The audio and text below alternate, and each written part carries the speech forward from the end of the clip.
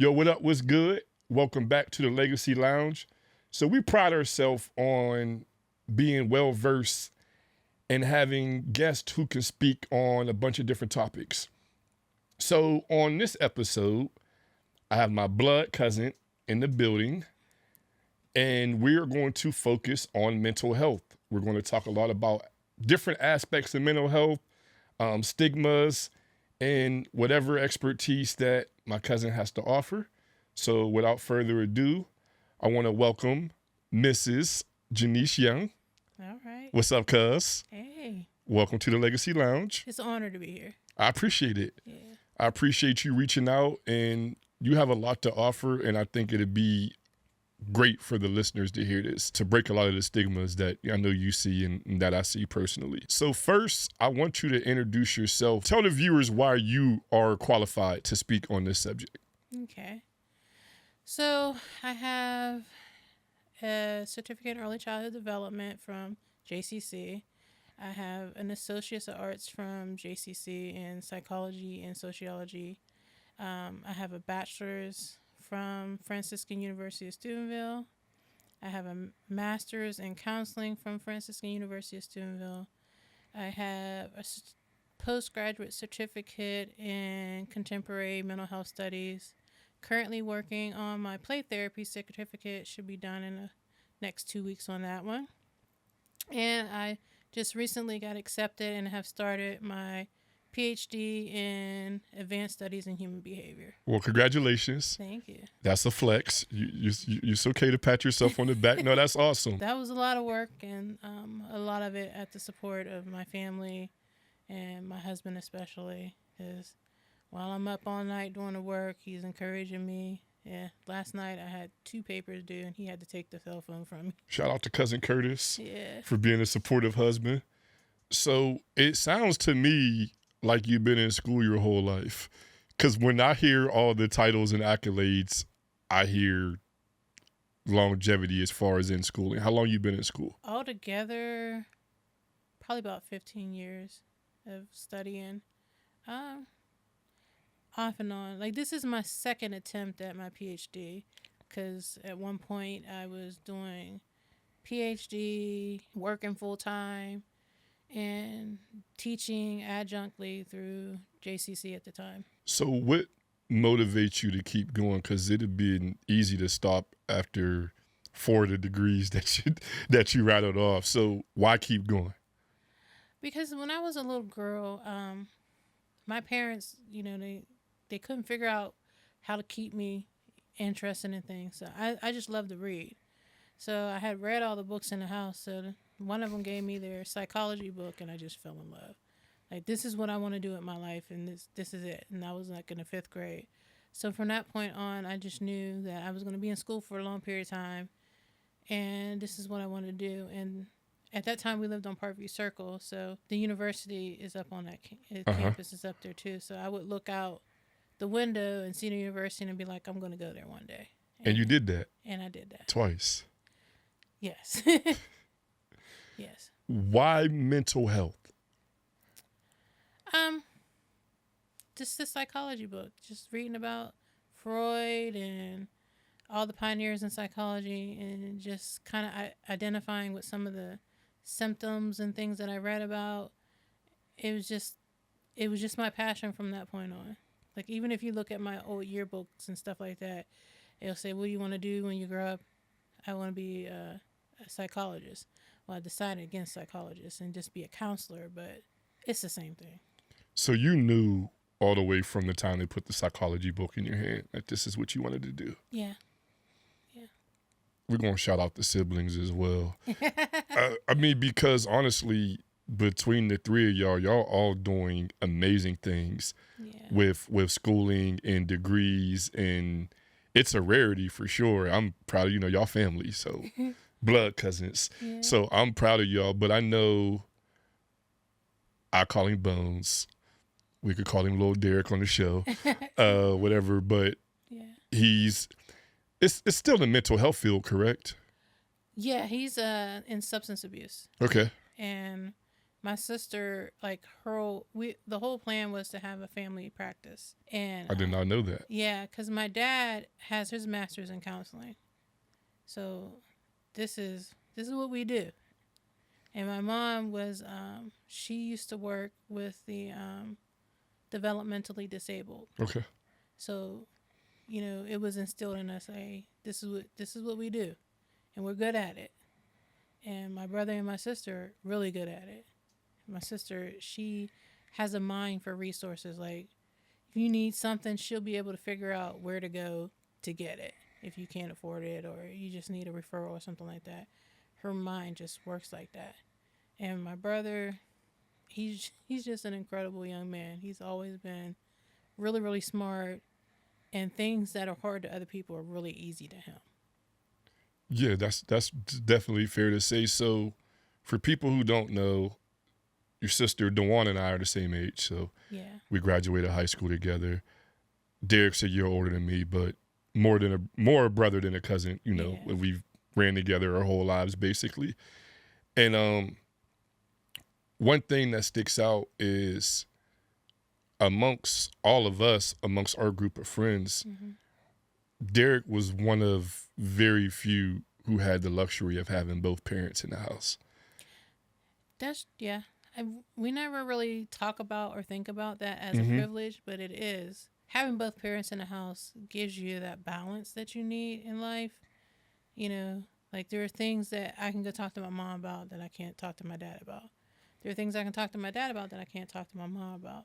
But everybody knows my dad, Derek Kaufman Sr., knows that he can talk about just about anything. That's a fact. And he is so smart. And mom is so smart too. She just can just she holds information that that most people don't. Like, she was the teacher of the family, like when it came to learning your ABCs and stuff like that, because when she was growing up she always got all the kids.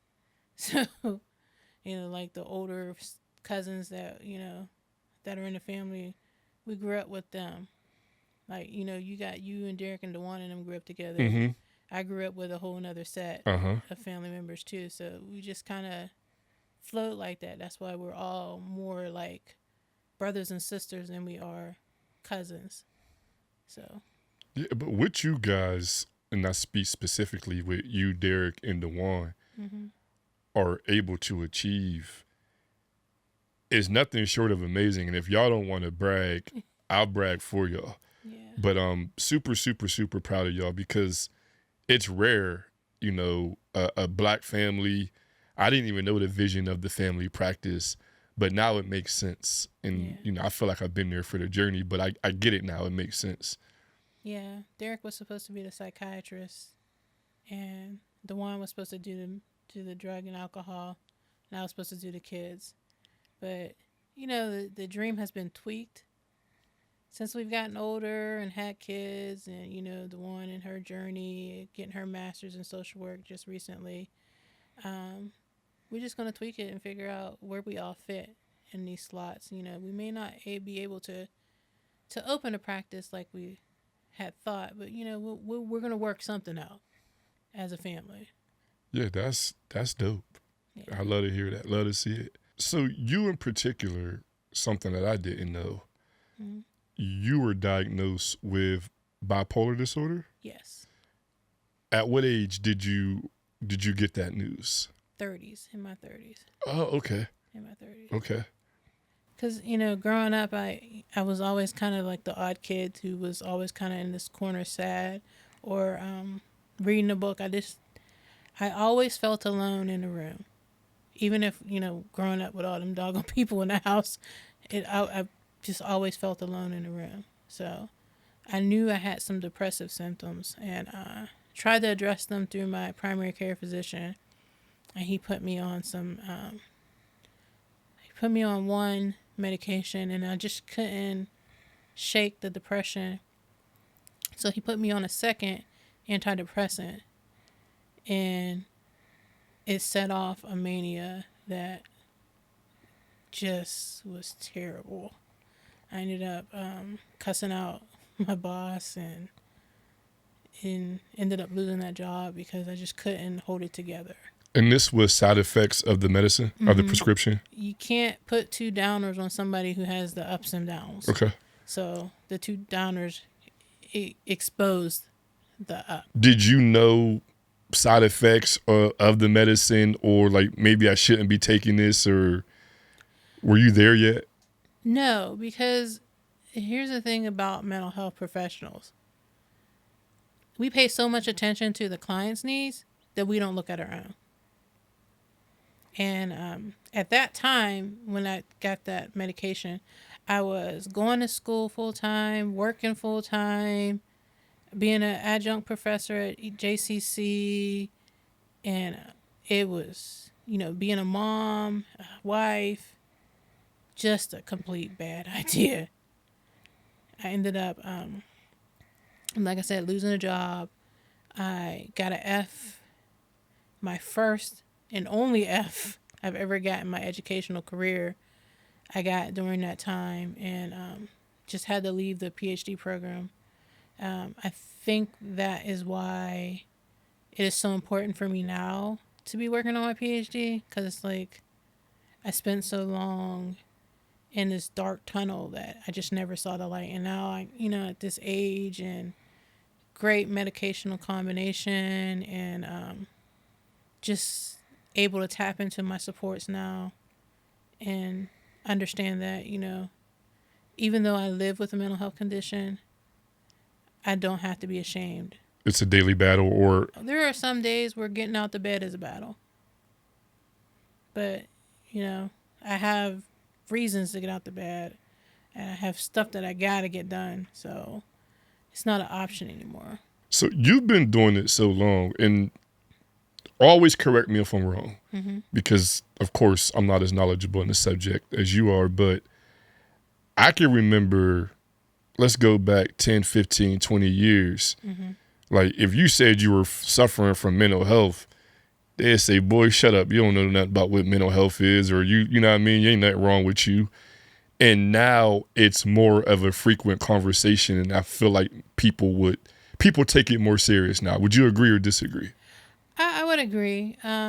It used to be that you never talked about mental health, and you had like relatives who suffered from mental health conditions who would just be upstairs, and you didn't go mess with cousin so-and-so because, they're a little off, or, Uncle so-and-so, he had a nervous breakdown. And that happened to me in 2013. I had my nervous breakdown. Okay. It was bad. Again, I had lost another job. And that particular job was something that I had really wanted to do my whole entire life, working with mothers and their children in a residential facility.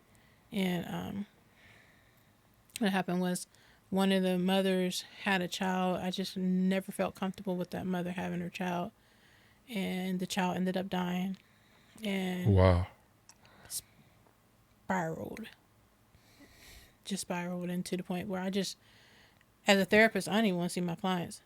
Like they would make me so mad. And at one point I found myself in the hallway arguing with a client because she liked to say the N-word.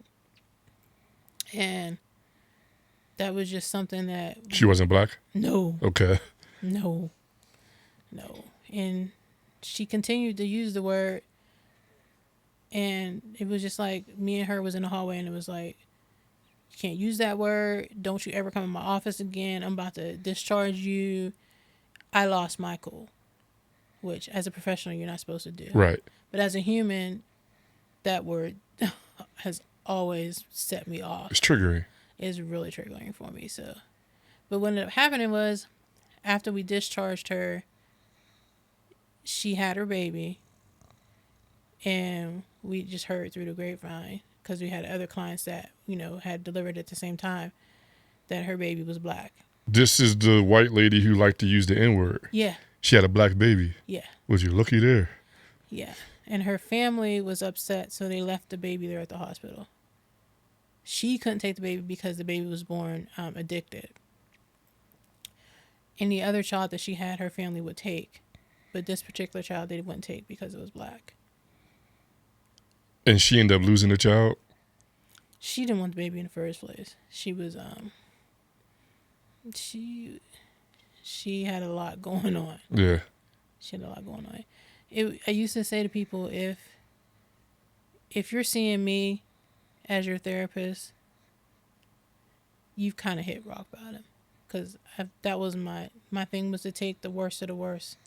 If the other counselors didn't want that client, then give them to me. We gonna work. We gonna rock this. So how do you separate personal feelings, because I know how you feel about kids, and professionalism? That was my problem. I didn't know how to. I didn't have a work balance. I was a workaholic, and I didn't really understand what they call self-care now, which is taking care of yourself. You can't help anybody if you're not fully able and capable to help yourself. And you were trying to save everybody. Yeah. Without helping yourself. Yeah. Let's hone in on Black people in general. Mm-hmm. Why are we so reluctant to seek help? Well, I was actually working on a paper last night, and I was reading some articles about it. And they were saying how the word system kept coming up. Okay. And Black people don't trust the system. And if you go back, in like the 70s and 60s and stuff, you can see experiments that were done on Black people that makes Black people not want to trust the system. Yep. Like the Tuskegee experiments. In the 70s, when our parents were having children, they were giving them medication that was supposed to dry up their milk, but actually it was making the women's children have problems. Like there's these children called the DD something children. I can't remember the exact one. But these children have like ovarian problems and are more prone to have ovarian cancer and stuff like that. Just from medication that, the mothers thought that they were taking to help them. And so Black people just don't trust the system. And the system hasn't been very trustworthy. So, and also because before now, families took care of each other. We don't see that as much as we used to. Like, in our family, there was no such thing as the foster care system. It was, okay, so-and-so's, struggling with their child. Hey, you go over on such and such a day. I'll go over on such and such a day. And, we'll help them out. Or if it's too bad, then, hey, little Johnny's going to come stay with me for a while until you get it together. Also, the church was a hospital. You went there and people in the church would help you with your children or, help your children succeed. And it was just something as simple as, 7th Street used to be the block back in the day. Yeah. And, like, if your dad seen me walking down the street on 7th Street and it was too late or I was walking with the wrong people, a phone call was made. By the time I got home, it was a problem. Right. And, you could even get a whooping by somebody who you didn't even know was related to you or knew your parents. And by the time you got home and you don't embarrass your parents because you out there acting up, by the time you got home, you was getting another one. So it was a stronger community back then. It took a village. Like, It was a phrase, but it was real life. Like, it was that's real. How we was raised. Now you can't say anything to people and their children. When I was working towards my master's degree, my plan, I had a 5-year plan before I started dating my husband. The 5-year plan was to get my bachelor's degree and use the early childhood development certificate to work as a daycare worker while I worked on my other degrees. It didn't kind of work out that way, but as I was working in a daycare, I realized that I really don't like parents. Because the parents of the kids at that time were like, oh, there's nothing wrong with what they're doing. They're just boys. They're just girls, Men. Enabling. Yeah. Yeah. Yeah. So I want to go back real fast Okay. to Black people not trusting the system, because to me, that's spot on. I'm not speaking for all Black people, but Mm-hmm. that's the consensus, asking around, or even myself. I think you coming in, whether I know you or not, I know me and you have been through similar things Yeah. because, we're both Black, for lack of a better term. That's why having you on is so important here, because first of all, we want to get into how we can change, Mm-hmm. but where we can go to change, specifically in Steubenville. So I want to touch on that. I know you did the panel discussion Yeah. at JCC, and I thought it was amazing. I just don't think enough people got the word about it, and that's what I'm trying to, hopefully do here. Yeah. So anybody from 10 to 80 that's struggling with mental health, what advice would you give? First thing I would say is to get an evaluation. Yeah. There's nothing better than seeing a psychiatrist for yourself to get that evaluation done, because if you don't need the medication is not going to work for you. So, like people who say they have ADHD now, um, if you don't have ADHD and they put you on a medication, you'll know immediately, because it's not going to calm you down. It's going to have you bouncing off the walls. So are people self-diagnosing ADHD? Yes. Okay. Yes. There are a lot of people who are self-diagnosing. Some people are saying that they're bipolar because they have mood swings. Mood swings are natural. They're a natural part of life. It's the extremes that are the problem. Like, I have extremes. There are times where I'm so low I can't get out of bed. There are some times where I'm so high I haven't slept for a couple of days. Now, that hasn't happened to me in a while because, like I said, it's a good medication regimen that I'm on. And I have a really good relationship with my psychiatrist. I had a really good relationship with the therapist that I saw for 10 years, and I mean, we worked. And sometimes it can be that simple as going to a therapist, too. And it's not easy because you're going to touch on some things that you may not want to deal with. Mm-hmm. But the therapist I had, we worked. I mean, we talked about everything. Like, I understand why I do some of the things I do now. As a therapist myself, I would have encouraged myself to do different things than things that I have done. But, like, it's like this wall that I had built. I had put my life into compartments. Like, my own mental health was over here, but everybody else's mental health is over here. And I didn't know how to bring it together, to understand any of the things that I was doing. And it's funny because there's such a stigma in the mental health community about having a mental health condition. But like I said, I was reading articles last night for a paper. It was discussing how most mental health professionals have experienced at one time at least one what they call adverse childhood experiences, which is like neglect, Mm-hmm. abuse, witnessing domestic violence,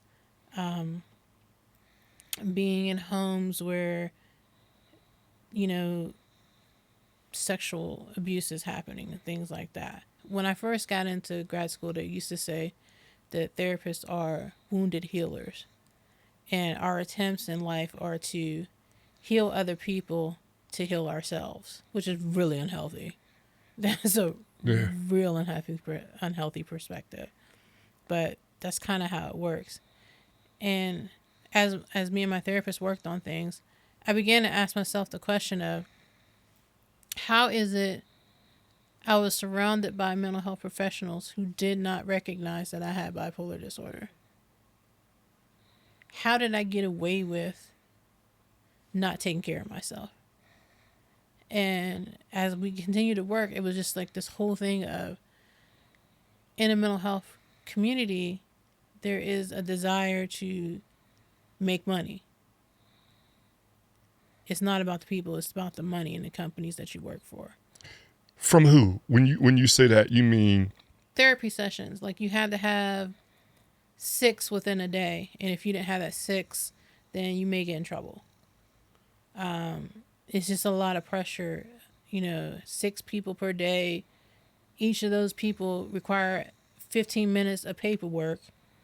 And then, there's treatment plan. There's like all this paperwork that goes with everything that we do that you end up spending so much time after work trying to complete the paperwork that it puts you, again, off balance because you're trying to make quotas. and by doing that, you're losing the helping people portion of it. Yeah. Yeah. So you mentioned self-diagnosis and getting an evaluation. Mm-hmm. How does one go about that? There are referral processes that can happen. Like one of the big companies around here now is Coleman, but we're not gonna go there. Okay, we won't. I heard the yeah. Coleman. There's Change has offices over here now. Change used to be just in Weirton, but they have offices over here now. One of the simplest ways to get a set of referrals, is to call NAMI, the National Alliance on Mental Illness. The chapter that we deal with is in Wheeling. So it's NAMI Greater Wheeling. You can go to the Facebook page and check it out. One of the things that I do with them now is I do a mental health group that is held at Greater Zion Temple at 5 p.m. on every second and fourth Wednesday of the month. And I just facilitate the group. It's for people who are having mental health conditions or having struggles with depression, grief and things like that. And we just work. I want you to repeat that. Greater Zion is at 5 o'clock on the second and fourth Wednesday of the month. I facilitate what's called a connections group. And basically what it is, well, first of all, I need to say that it is completely and totally confidential. Okay. Confidentiality in mental health is essential because it's already a stigma behind having a mental health condition. The last thing you want to do is to be in there pouring your heart out to somebody in a group, and then they take that and run their mouth. So, no, confidentiality is essential. And I facilitate the group, and we talk about, like, whatever is going on. Like, we had a lot of deaths recently, especially deaths that have to do with substance abuse. Yes. And the family in those situations may need to talk to somebody. And since right now I'm not licensed or doing any of that stuff, it might be good to just come to the group, talk, because it's not just you that are having symptoms or having issues. There are other people out there that are having the same thing. And it's good to know that it's not just you. Yes. Because I think I have a close family member who was suffering from mental illness. Mm-hmm. And that was a conversation we had. Like, sometimes you get caught up in, like, man, I'm different. Mm-hmm. And once you start talking to people, you realize it's more common than uncommon. Yeah. Actually. And I think getting past that, it's not just me, I think that's super, super important. One of the really great things about NAMI is the organization that I do a lot of work with. That was the organization that put on the panel that we did was like 2 or 3 years ago. Is that it's a grassroots organization. It goes from the bottom up, and the people there are volunteers, and they have some paid staff, but people are volunteers like me who have mental health conditions, who go out and speak and encourage people. I don't have as much time as I used to working on a PhD to kind of put on events and stuff like that. Saturday they had a walk to increase the awareness of mental health. They also had a food truck festival that, again, to increase. Was this in Willing? Yeah. Okay. Yeah. It was really beautiful. Even in the rain, people were there. There was a lot of referral sources there. It was just a really great environment. And I really do enjoy working and volunteering with NAMI. I also work with the national NAMI I'm on what's called a peer leadership council. As a peer who has a mental health condition, we work with people from all different states, and we discuss like, well, what's working in your state? How is awareness being brought up in your state? What kind of people do you have coming and speaking at your meetings and things like that? So there's just a lot of work, but it's really worth it because I learn a lot. On that peer leadership council, I'm also the co-chair of what's called the Justice Systems Equity, Diversity, and Inclusion Subcommittee. So, that's all in my wheelhouse, working with getting people who are of different ethnic and religious and just all different types of communities to discuss mental health.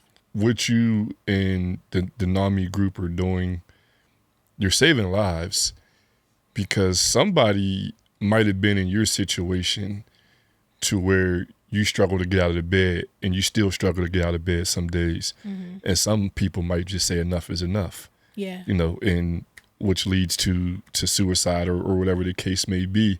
Just having these conversations is so important. Mental health is an epidemic. Am I saying that right? Yeah, since COVID, they say there was 2 pandemics. The one that was COVID and the one was mental health. Because the isolation has brought to light that there are a lot of people who are suffering who just aren't saying anything. They're afraid to. And again, it goes back to the stigma. I don't want people to think I'm crazy or I'm nuts. And, who wants to talk about the fact that there are days where I just don't want to be here? Right. Because they're like, oh, you need to pray more, or, put down this or put down that. There's all types of information that we think we know that will help a person, but sometimes we're just making it worse. Yeah. And you mentioned stigma a few times. I want your opinion on the stigma from the inside looking out. Because Black people are in some areas very religious people. There is this thought that if you have a mental health condition, then you are not praying enough. There is some kind of demon that is attached to you, or why are you saying anything? What happens in this house stays in this house. Yes. People are suffering because of stuff that's happening to them when they're little. And that stigma is brought about because there's also the problem in the community is we don't want people to know that we have the same issues that other communities have. Just as there's no better way to put it is, why are you letting the white people know what's going on? There it is, yeah. Why are you letting them know? We can't do that. You're supposed to keep that quiet. We don't have problems like that. I've actually heard a relative recently say that they were talking about their child, and they were saying, I really don't know because our family don't have that. What do you mean your family don't have that? Denial. Yeah. What do you mean? What are you talking about? I have bipolar disorder. Okay, so I'm not part of your family now because I have bipolar disorder? Or am I not your family because I'm saying something about it? Because we talk a lot about generational curses. Yeah. And what we're told is, like you said, what happens in this house stays in this house. We don't talk to outsiders, specifically a man. Yeah. We can't show emotion. Yeah. We can't be vulnerable because then we soft. So then we have sons and our sons cry and we beat them for crying. You a boy. I ain't raising no little girl. You ain't supposed to be crying. And then the son holds all of this stuff in to where he ends up hurting somebody or hurting himself because it's not macho enough to get it off of his chest. And that's when I see a stigma, that, in my opinion, that's what I see from black men is we so macho, we killing ourselves, literally. I had a conversation with somebody a couple of years ago, and I was telling them that we were talking about some problems that they were having with their children. And I was telling them, what you don't conquer, your children will have to go through. So That's deep. if you're having problems with your own parent that you won't speak to them, your child's figuring out the same thing. And you're not perfect. So if you don't conquer that, then that's something your child's going to have to go through. Breaking the curse. Yeah. Yeah. So it's really important to kind of work on those things. There may be a reason that you don't speak to your parent, but that's something you need to talk to your child about. Hey, look, me and grandma might not get along. I might have to tell you when you're older what it's about. But just know that I love you and I'm here for you. Grandma might not be able to do that, but I'm here for you, and have those conversations with because in our day, it ain't none of your business. Exactly. Don't worry about it. Don't worry about why I ain't talking to grandma. That ain't none of your business. Worry about you. Yeah. Yeah. Yeah. Yeah. All that worry about you is how we kind of got in the situation we're in now. Yeah. We have a whole generation of children that are below us, like the generation below us, who are leaving here through substance abuse issues because worry about you. And when you only worry about yourself, you don't worry about your kids. So we are raising grandkids and cousins and nieces and nephews because we have a whole generation dying from fentanyl and heroin and cocaine still. Just all different types of substances. And I even hear that meth's around here. Like that's something that you never heard about. Like back in the day, meth. What are you talking about? What is that? Yeah, I'm still like, what is meth? But I hear about it. Yeah. So direct connection between mental health and substance abuse? There is, yeah. Most people who have substance abuse problems have mental health issues. They call it self-medicating. Mm-hmm. So you're not dealing with your depression and the feelings that you have associated with that depression. So what you do is go numb yourself. And there's a lot of people who have substance abuse problems who have incidents of sexual abuse. And it's easier to deal with your life if you're just numb than to deal with the nightmares and just the thoughts that go through your head dealing with having been abused. Self-awareness is what I'm taking from a lot of what you're saying. First of all, swallow your pride. Yeah. I mean, I'm guilty of it. I'm sure you have. Everybody has. I don't trust them. Ain't nothing wrong with me. It's just a bad day. Mm-hmm. My parents passed it down to me. Let me go get drunk. Let me go get high. I'll be out in the morning. Yeah. And it goes back to as religious people, as religious black people, it says pride goes before the fall. And if you keep with that prideful attitude, you're going to fall. It's just how far you're going to fall.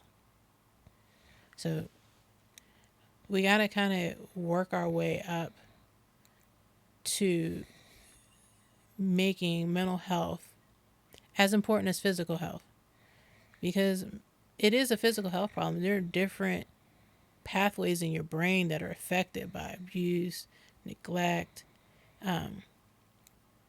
having chemicals in your brain that are not functioning the way that they are supposed to. If you read in the Bible, it says we are fearfully and wonderfully made. And when you think about how the brain works, like we still haven't figured out why the brain does some of the things it does. If it can take one little brain cell to be functioning off to cause a mental health break, or just the whole process of the way that your brain changes. And it's just like having diabetes. Your pancreas doesn't work right, so you have to take medicine for that. And we would dare not tell somebody who had diabetes not to take medicine. How do we tell people who have mental health conditions, oh, you don't need that medicine, you're just poisoning yourself? Mm-hmm. That's another stigma. Yeah. Man, if you don't take that medicine, go ahead and sit down somewhere. I'm really tired of seeing you bouncing off the walls like that. Like, I'm really tired of hearing you talk crazy like that. Like, you're talking and not making any sense. And you're like, oh man, didn't you hear what I said? Yeah, I heard what you said. It don't make no sense. Go say somebody about that. Yeah, it sounds like somebody I know. A couple of people, but it goes back to what you said at the beginning. Trust. Mm-hmm. Because our trust is so jacked up. Man, they trying to put me on this medicine to kill me. But you'll trust a drug dealer. But you'll trust a drug dealer to give you some drugs that are not cut or don't have baby powder in them, or just all kind of crazy stuff people do to expand upon how much money they're gonna make. So you'll trust a drug dealer, but you won't trust the medication company who has to go through all these hoops and just different things that you have to go through to get a medication approved. Wow. So, I'm saying wow because I've never heard it put like that, but spot on. Yeah. And we do. We trust the wrong people with the wrong things instead of the people like you who have dedicated literally their life to researching and learning and teaching on a particular subject because, we think we know everything and we're finding out the hard way. How many people can you think of that have gotten bad drugs or have drank a drink that somebody has spiked? Too many to name. How are we allowing this to be okay? And then that person who has had a spiked drink or had a bad drug, they're just walking around Steubenville. Where we making fun of them. Yeah. They're just walking around. Where, a couple days in the hospital, some good medication, a good therapist, some assistance from a case manager, stuff like that. Get that person back on their feet. There are people we went to high school with that are walking around that you can't even recognize them. Mm-hmm. You don't recognize them even as a person. Like, they're animalistic now because stuff has happened to them and nobody encouraged them to go get help. So now they're on drugs, they're homeless, the cops know them by name, not for good stuff, but for them robbing people or slaying on the streets. And they're just not well. Yeah, just not themselves. Yeah. I know there's one particular person who's homeless that they be across the street from us. And somebody was saying, well, they have a particular nickname. And I was telling my sons, I was like, yeah, they had that nickname because they were smooth. They dress smooth, talk smooth. That what happened to them is they started using their own product. Yeah, and and when I say making fun of, because we're on the same page, I know who you're talking about. And anybody watches from Steubenville, they know who you're talking about. And it's sad because if you knew the individual, people only judge what they see now. Yeah. But they don't know what we know what Buddy was back in the day. Yeah. And it didn't just happen by chance. It was something along the lines of what you're describing.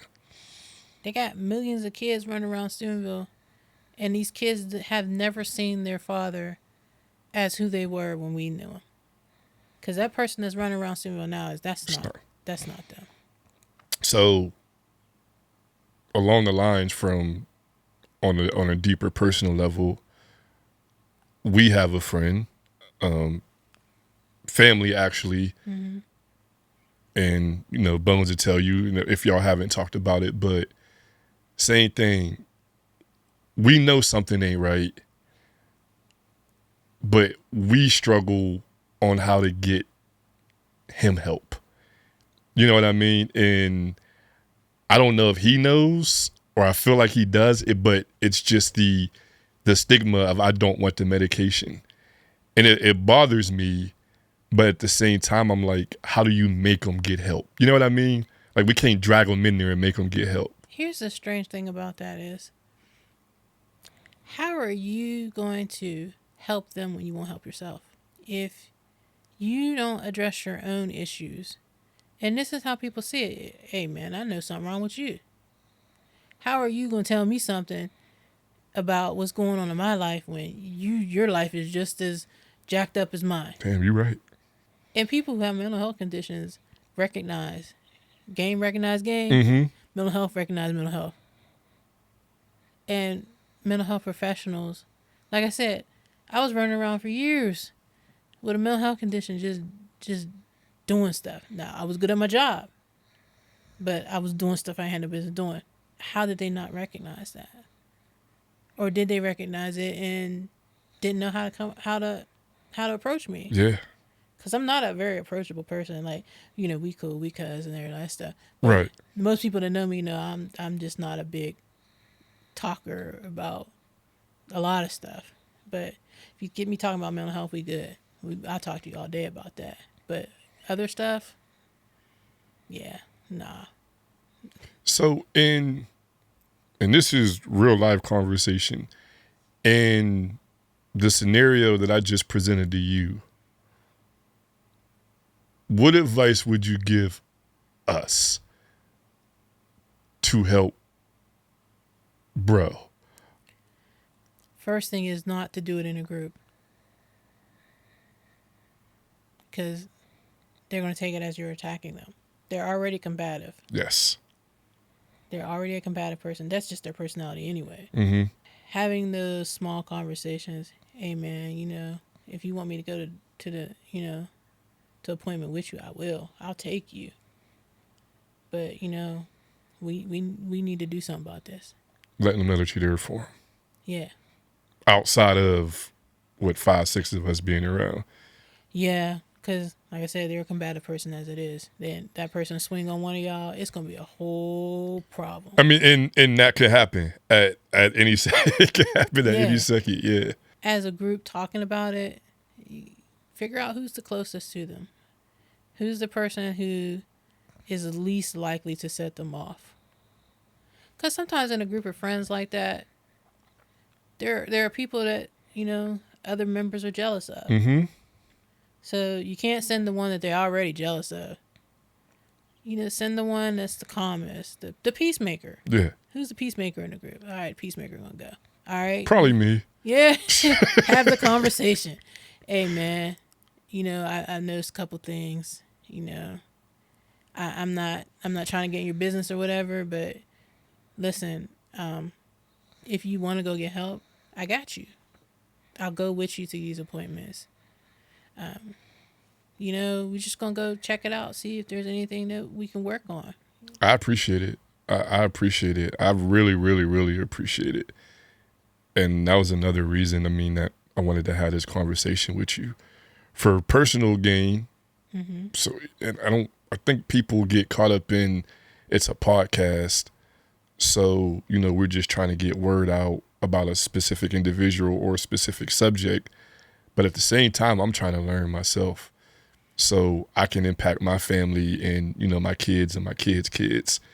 And I've never sat down and had an intimate conversation on this level regarding mental health. So I appreciate it. I thank you. Yeah. I always remember mental health is physical health. We just had a what's called QPR, question, persuade, and refer. This Greater Zion has been really great about allowing us to use the facility and to educate people on mental health conditions and what's going on, because the suicide rate around here is starting to skyrocket. Mm-hmm. So that's a suicide prevention. It's called a gatekeepers training. Um, if you want to contact me, we know we can set something up with NAMI Greater Willing to get, a couple people together. We can do QPR training. There's also what's called mental health first aid. So mental health first aid is for the mind what physical health aid first aid is for like CPR and stuff like that. Okay. So, contact me. We'll get together with the people willing, and we'll get a group together to do mental health first aid, QPR, anything like that. How do we contact you? Facebook is probably about the best way to get in contact with me.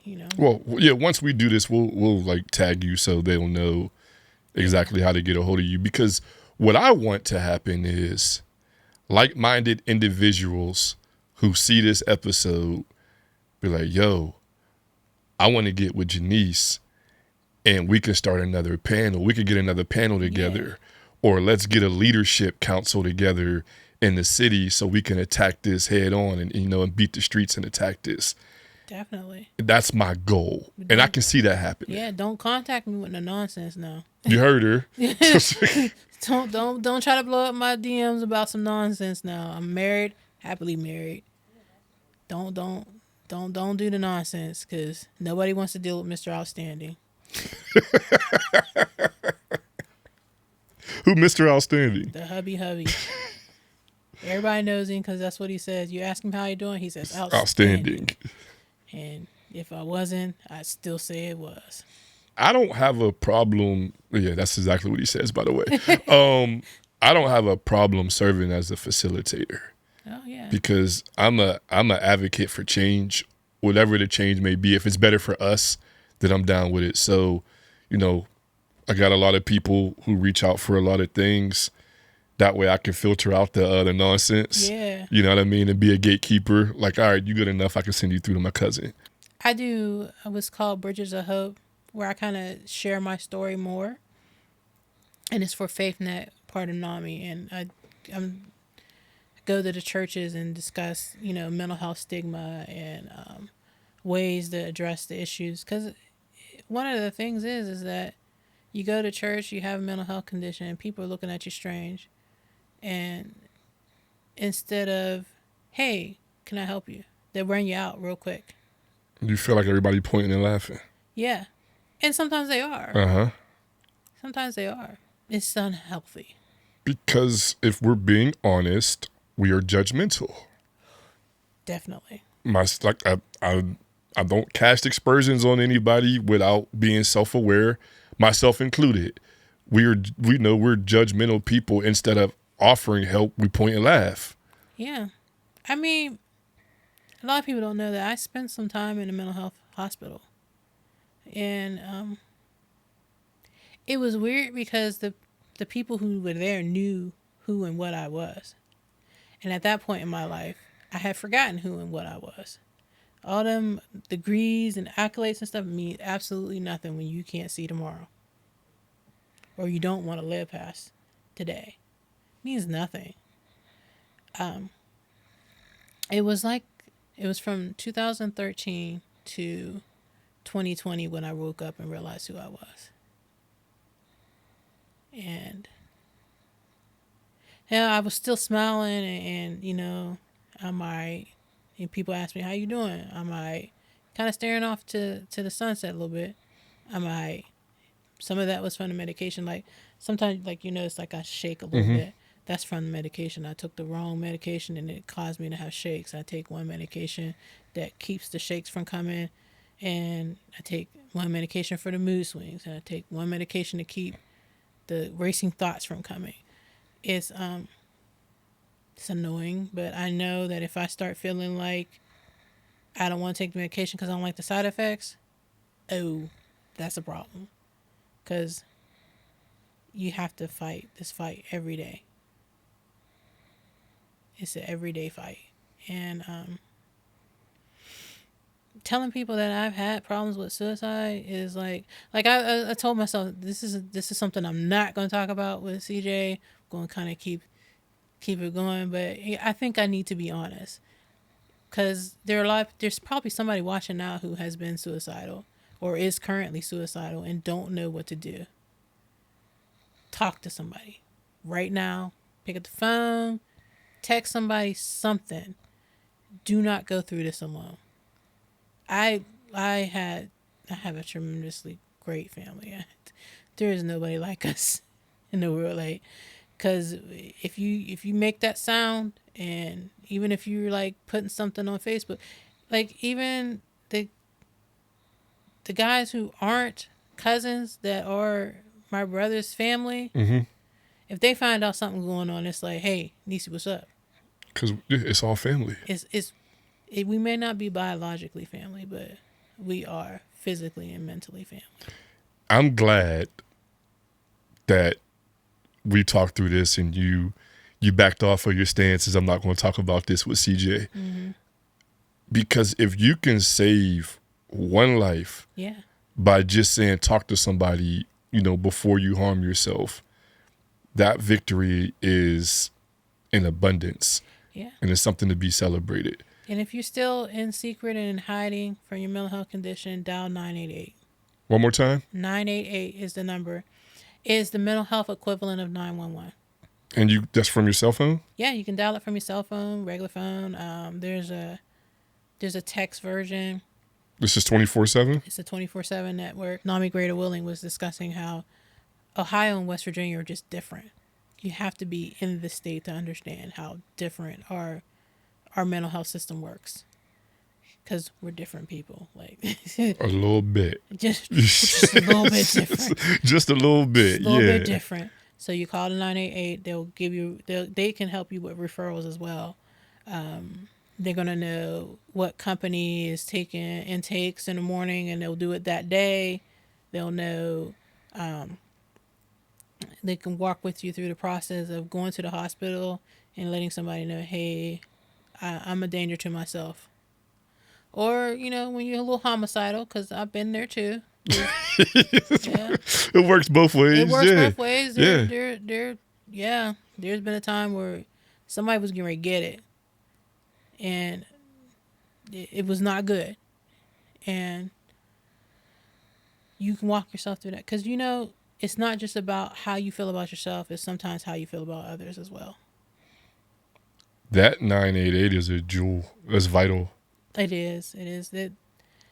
That just happened in the last 5 years. The 988 number coming online. It's been a fight for a long time because it used to be you just had to call the cops, and as we all know, that is not always a good thing. Well, they're not trained professionals in that field. What happens is there are some police departments that are so focused on, hey, we're dealing with a lot more mental health issues than we are criminal issues.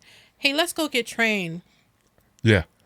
On how to deal with mental health problems, because we're arresting and putting people in jail in droves. Jail has become the largest mental health facilities in this country. Wow. And they're closing up community mental health centers, and they're closing up. All the state hospitals are mainly closed. So there's no beds. It's crazy.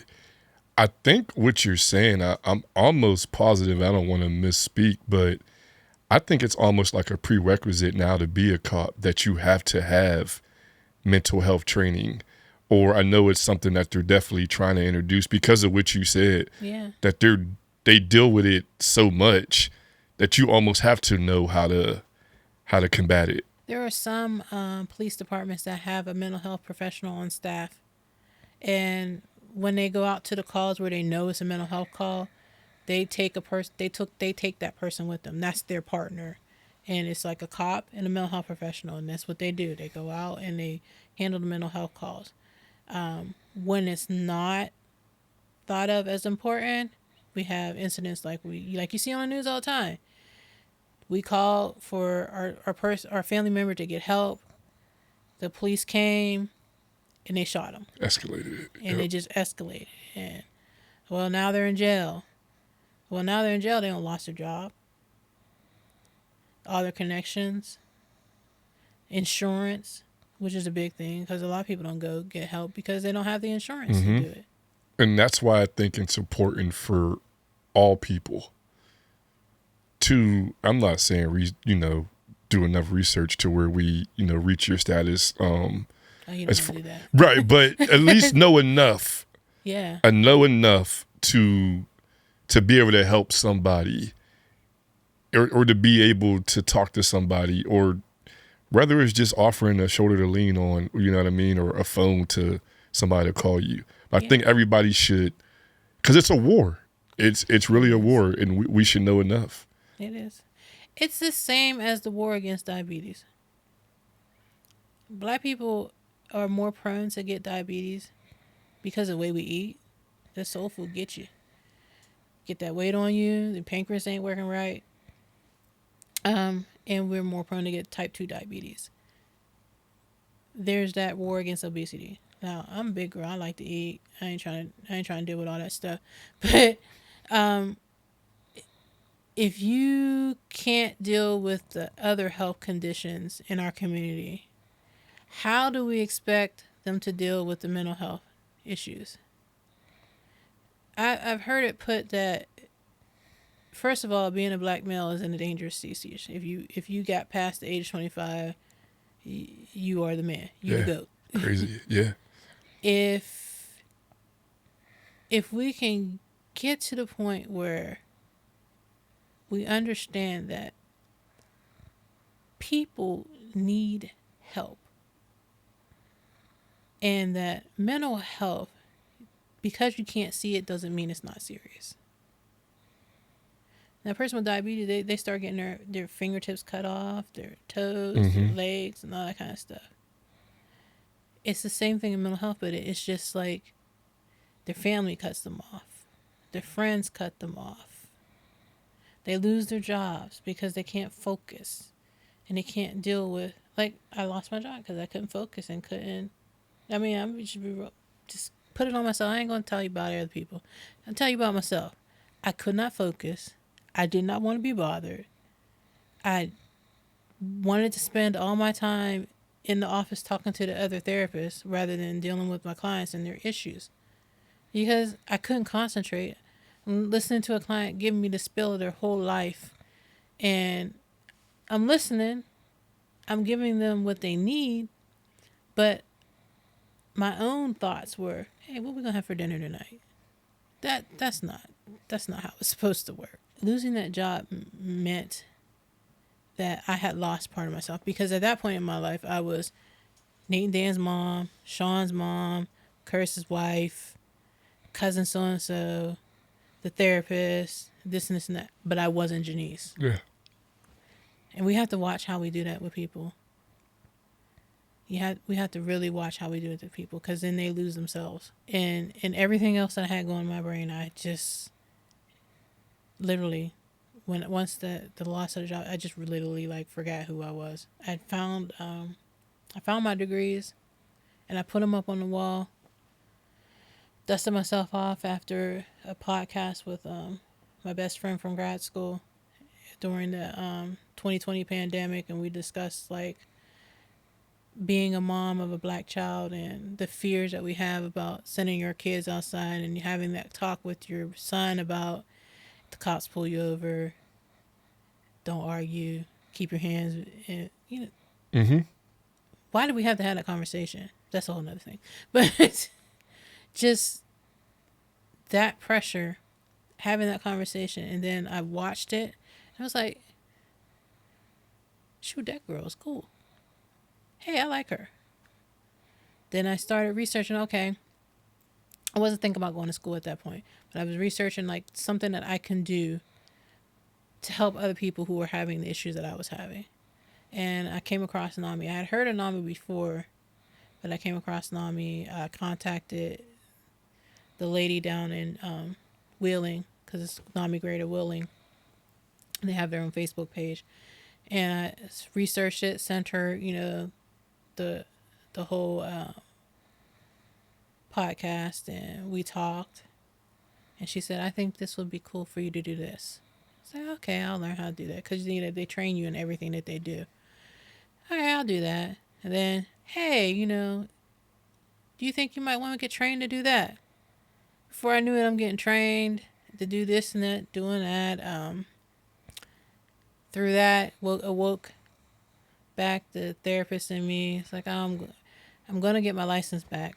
But before I do that, I'm going to go back to school. I want to learn what's new in the world. And you became Janise again. Became Janise again. Dan, Nate, Sean's mom, Curtis's wife. Yeah. Cousin so-and-so. Yeah. Auntie. I had to find myself again, and I found her, and I kind of like her. She all right with me. She all right. She's pretty smart. Yeah, for sure. I didn't even have to put the therapy hat on. Cool. I mean, you welcome back, so keep that. No, my friends make fun of me because they say I have this voice that when I go into therapist mode, my voice drops an octave, and I just do this. Now, how would you feel about it? I mean, well, you was you sound like your dad. That's what you sound like. You sound like Big Derek. Well, we're all therapists, so. I mean, yeah, you can, yeah. I mean, you sound, Lil Derek, Wani. Before we wrap it up, I want you to tell people how they can reach them, NAMI. NAMI National has a website. It's called NAMI.org, which if you go to the NAMI.org, it'll say, find your local NAMI. How you spell it, cuz? Because if they anything like me, I'm going to be putting it NAMI or... It's NAMI, yeah. Oh. You got it. Okay, look at me. .org. You go ahead and just search it. It'll take you. If you're from Ohio and you think you got the wrong spot, when it says NAMI Greater Wheeling, it's right, because NAMI Greater Wheeling actually services several counties in Ohio as well as all of West Virginia. So you got the right spot. If you want to go on Facebook, you can go to NAMI Greater Wheeling and type that in, and you'll get the Facebook page. There's always great stuff going on. If there is some mental health training that you would like, for church members to get together, or if you have an organization and would like to get some trainings together, contact NAMI Greater Wheeling. If it's something that you want me specifically for, contact them. They'll get in touch with me, and we'll work something out. I can do the Bridges of Hope presentation, stuff like that. So. Okay.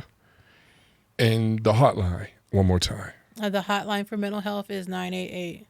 988, which I had no idea about. I really, really, really appreciate you, cuz I wish we would have had this conversation before, but I'm glad that we chose this platform to get it out. When you first reached out, I knew that you would be of huge benefit, not to this extent, because as you're teaching everybody else, I'm learning as well. And that's what I'm trying to do, is learn. So I really appreciate it. That was deep. That was real.